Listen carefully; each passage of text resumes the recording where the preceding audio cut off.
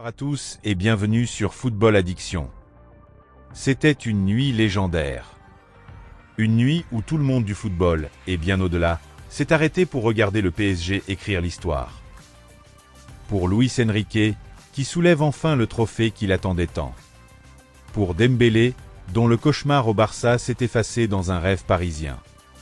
Pour Marquinhos, qui, après tant d'années de désillusion, a enfin levé la coupe. Et pour tout un club. Tout un peuple. Cette nuit-là, une nouvelle génération est née. Une génération prête à dominer l'Europe. Le PSG a gravé son nom en lettres d'or dans l'histoire de la Ligue des Champions. Oui, le PSG est champion d'Europe pour la première fois, mais pas seulement.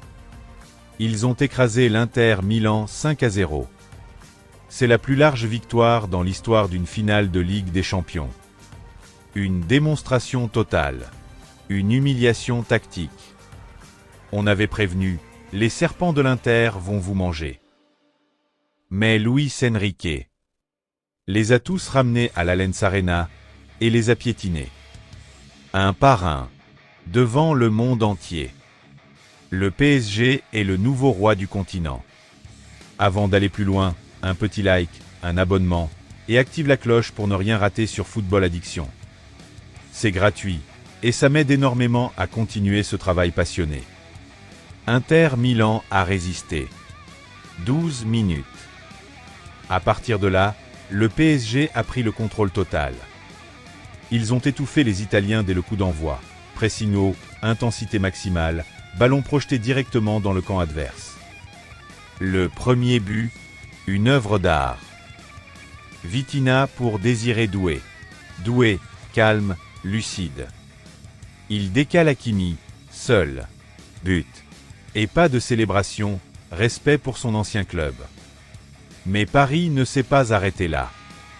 Marquinhos et Pacho, le rock équatorien, ont verrouillé l'arrière-garde.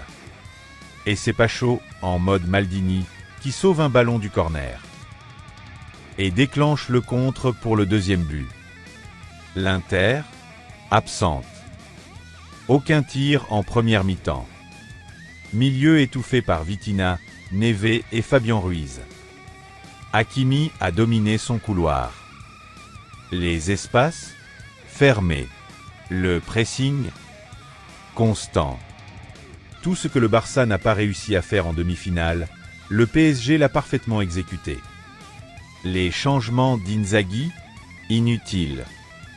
Paris a déroulé, 3e, 4e, puis 5e but. Inter Milan a sombré. Inzaghi, paralysé. Paris avait étudié son adversaire comme un scientifique en laboratoire. Et ça s'est vu. Désiré Doué, homme du match.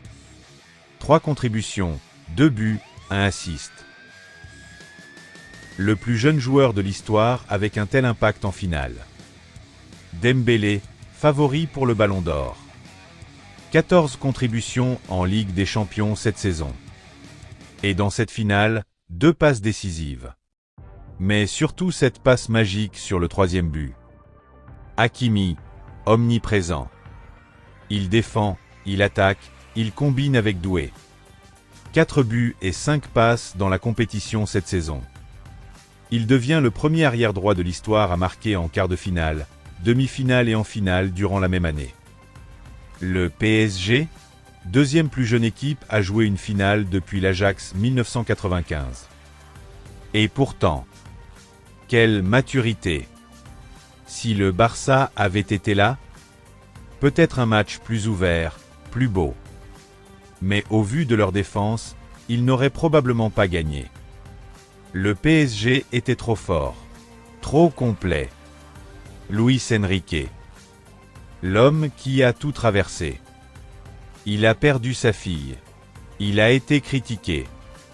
Mais aujourd'hui, il est sur le toit de l'Europe. Il rejoint Guardiola dans l'histoire. 2 triplés avec 2 clubs différents. Mais lui, il l'a fait avec une équipe vidée de ses stars Messi, Neymar, Mbappé, Ramos. Rien que des jeunes. 2015, Luis Enrique gagne le triplé avec le Barça. Ancelotti est viré du Real. Zidane arrive, un ancien joueur du Real. Et il gagne tout. 2025, Enrique gagne le triplé avec Paris. Ancelotti s'en va, Xavi Alonso arrive, un ancien joueur du Real. Coïncidence? À suivre. Et pour finir, un moment fort.